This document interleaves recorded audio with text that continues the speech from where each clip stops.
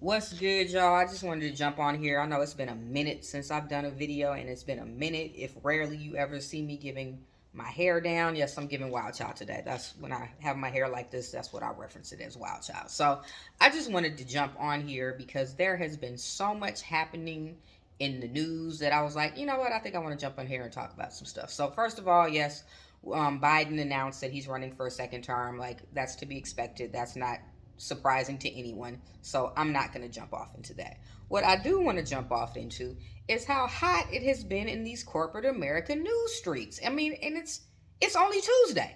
So I wanted to get off into that. So yesterday we had the NBC Universal CEO resigning due to an inappropriate relationship. I just want to know, when are these high level, these very powerful executives, these male executives, going to learn? It's these stories are as old as time. They have more longevity than any other story. Like, it's the OG of willing to risk it all. So it kicks off with that. Then we have the two um, marketing executives from Bud Light that are taking a leave of absence due to the backlash that the company is catching from the influencer campaign that they did with the uh, trans TikTok star. So since that campaign ran in March, literally Bud Light sales have plummeted. They're getting all type of backlash. I'm sure everyone's heard and seen, if they haven't seen, but what Kid Rock did. So they are literally have fired these two executives. I mean, they're not going to say they fired them, but leave of absence is corporate speak for they've been fired. I'm sure they'll get nice packages and everything, but I mean, how they're being done is just shady. And I'm going to break down why. You know, Bud Light is having a problem that a lot of brands are having that have older demos. Their core demo are literally going up yonder. They are curling up their toes and going on to glory. Their core demo is passing away, and they're now having these realizations that, oh my gosh, we have to get younger in order to still have a brand, to still be relevant. We have to get younger, we have to get cooler, we have to get hip, we have to be diverse, all those key buzzwords. So I'm sure a mandate had been put out to their marketing department that they needed to do those things, which means, okay, we're going to go work with an agency, we're going to identify some influencers, we're going to do an influencer campaign, which they did. You asked them to get younger, do all of the, hit all the key buzzwords, and they did. Like, if you even saw the campaign, I liked the premise of the campaign. The premise was, it was a decent campaign. I didn't have any qualms with it. And I think if it was for any other brand that was maybe a little more progressive, it wouldn't have been a problem. But Bud Light's core demo are the good old boys. So it wasn't going to fly, and they made a decision knowing that they're looking at their long-term money, where they need to be in 5 years, 10 years, and 15. And they made a decision to, yes, we might offend our core demo, but we have to do this in order to stay relevant. So I just also feel bad that they're making these two executives the fall guys. Like, they did this deal in a silo, and that's not how these deals happen. Deals like that touch so many departments and hands within an organization. Two people don't have the decision power to make that decision that we're going to do this campaign. And so at any point, somebody could have raised their hand and said something, but it's neither here nor there. They made a decision to go and, take this risk, and they didn't expect the risk to be as, the backlash to be as intense and, affect their sales. They're always looking at the probability, like, if we do this, what's the risk versus the reward? And they thought the reward was going to be higher than the risk. So I just wanted to touch on that because, I feel bad for those employees because they literally asked them to do a job, they did their job, and they got fired anyway. So the next thing I'm going to jump off into, because it was burning the streets up yesterday, was Carlson and Don Lemon getting fired back to back. I think back to back, I'm thinking championships, Lakers, Bulls. I've never seen or heard firings happen of prominent people that quickly, that fast. I mean, it had everybody's feed on fire yesterday. I mean, it was literally like Aaliyah hot like fire yesterday. So Tucker Carlson, I'm not going to even get all into that. All I'm going to say is karma and thank you, goodbye, and God bless. on the Tucker Carlson. And for Don Lemon. So the Don Lemon piece of it, I mean, I called this months ago. Like I called it months ago. I had a conversation with my cousin, and I knew, I was like, Don is going to get fired.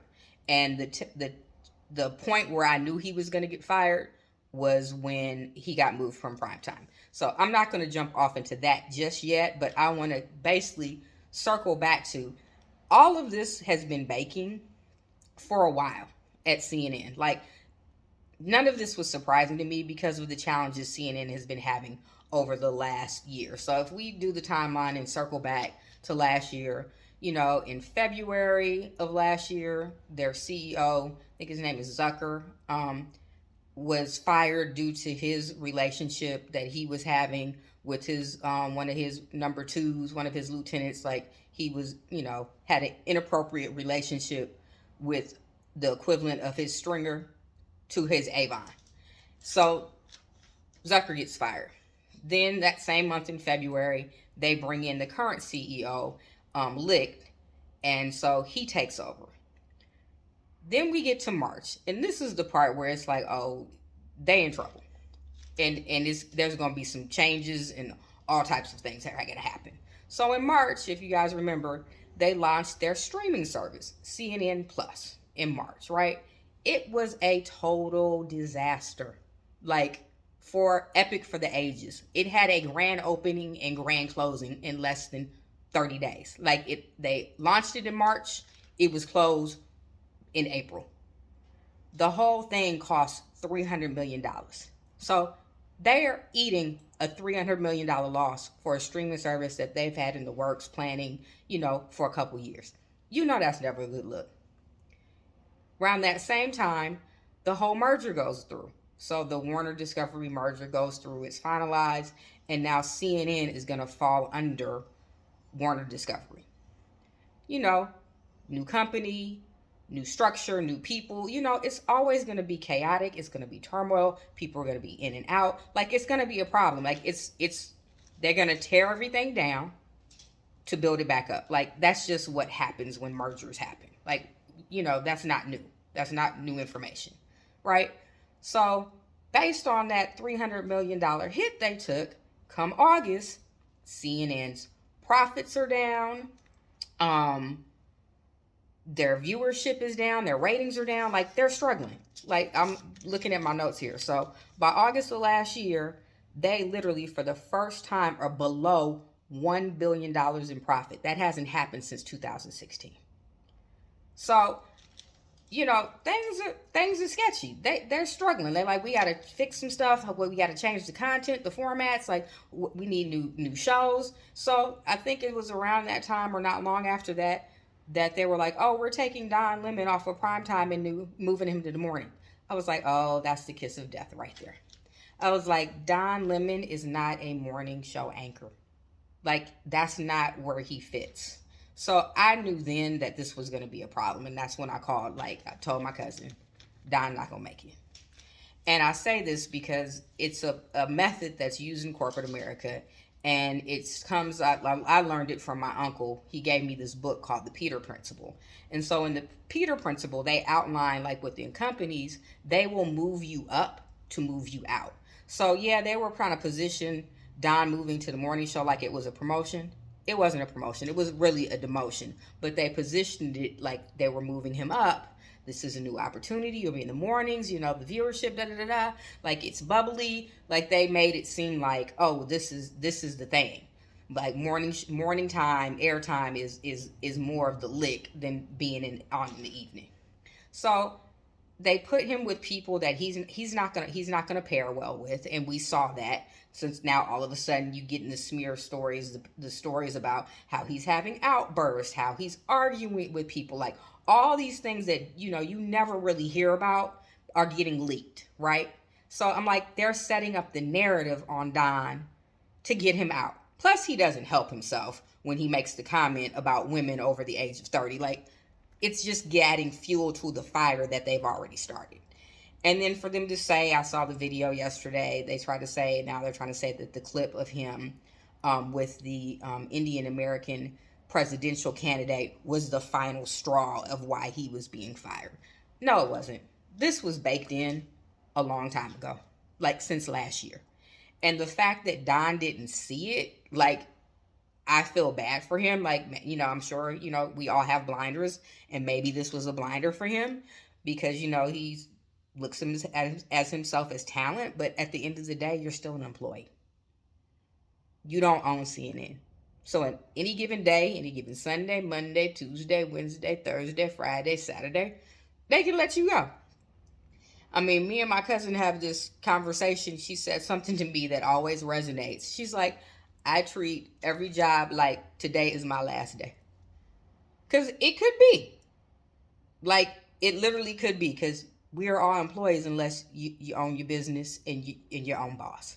So I just wanted to jump on here and say that, and, you know, let that serve as a reminder to all of us that, you know, these companies, as far as they're concerned, we are all disposable.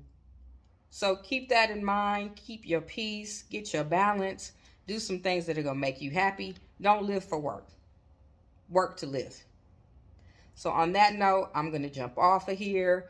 If you like this video, you want me to do more content like that, please let me know in the comments below. And I also let you guys know I'm going to start revving back up on LDR lives, IG lives again. So I just wanted to throw that out there. Trying to work on some things to get that going again. So, you know, I just wanted to say thank y'all for watching. If you like it, you know, like, follow, share, you know, all the buzzwords for the influencer market, my call to actions. But yeah, if you like it, please, you know, like the video, leave me some comments. If you want me to do more stuff like this, I will. All right, love y'all. Peace.